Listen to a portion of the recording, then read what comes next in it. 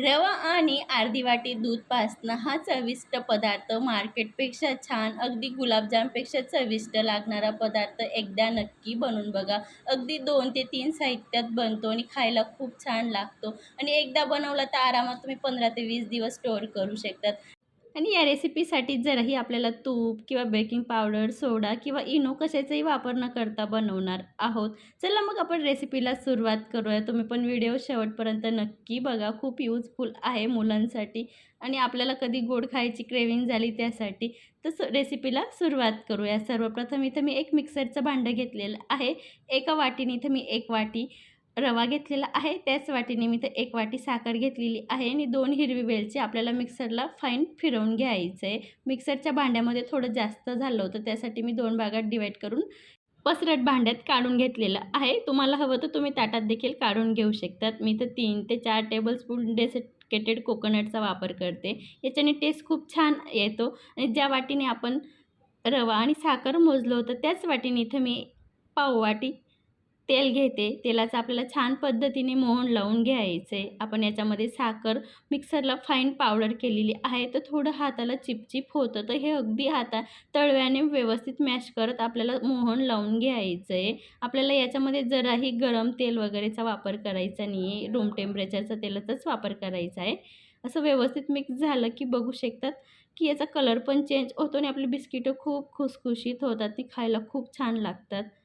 आता मी त्याच वाटीने इथं अर्धी वाटी दूध घेते. मी दूध सर्व एक सोबतच टाकून घेतलेलं आहे, की मला माहिती आहे रेसिपीसाठी आपल्याला अर्धी वाटी दुधाचा वापर करायचा आहे.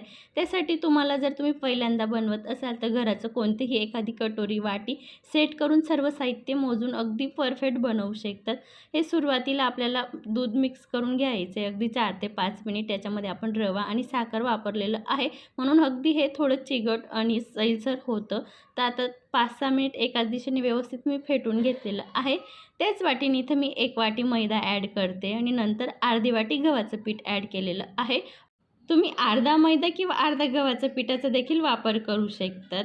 इथं मी 1 वाटी रव्याला आणि 1 वाटी साखरला मी 1.5 वाटी गव्हाचं पीठ आणि मैदा दोघंही वापरलेले आहेत. दोघं मिळून 1.5 वाटी वापरलेलं आहे.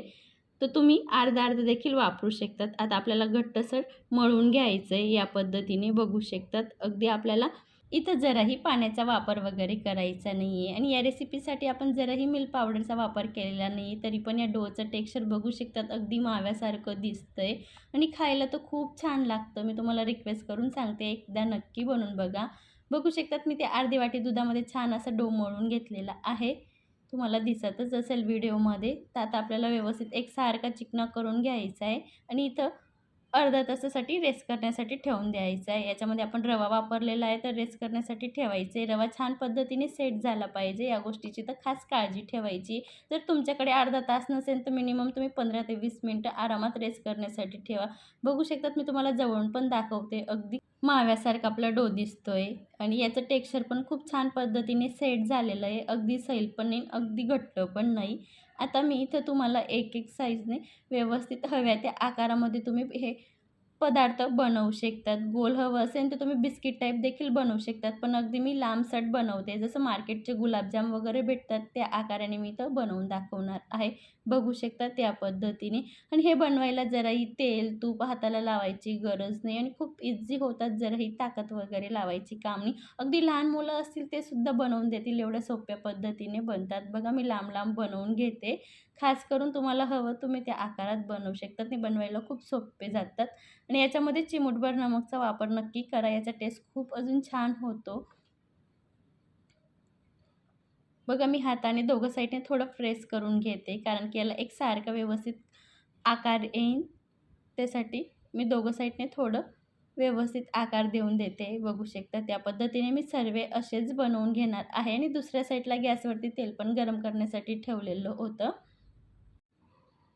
आणि हे तुम्ही अगदी 1 तासापेक्षा जास्त टाईम रेस्ट करून वेळ हवा तेव्हा बनवू शकतात आणि बनवायला खूप पटापट बनतात. मी असेच सर्व आता बनवून घेतलेले आहेत आणि दुसरी साईडला तेल पण गरम करण्यासाठी ठेवलेलं होतं. आता तेलामध्ये आपल्याला सर्व सोडून घ्यायचे आहेत आणि हे फ्राय करताना खास करून गॅसची फ्लेम लो टू मिडियमच्यामध्ये ठेवायची. यांना फ्राय व्हायला थोडा टाईम लागतो, जवळपास 8 ते 9 मिनिट लागतात. त्यासाठी गॅसची फ्लेम आपल्याला लो टू मिडियमच्या मध्येच ठेवायची आहे. आतपर्यंत छान अगदी व्यवस्थित तळले गेले पाहिजे आणि बघू शकता त्यांना कलर पण खूप छान आलेला आहे आणि क्रॅक पण खूप छान आलेले आहेत. हे गार झाल्यावर अगदी 1 तासात गार होतात. गार झाल्यावर सध्याला यांचं टेक्स्चर सॉफ्ट असतं आणि जसं गार होतात तसं एकदम खुसखुशीत होतात. अगदी तुम्ही हवाबंद डब्यामध्ये 15 ते 20 दिवस स्टोअर करू शकतात.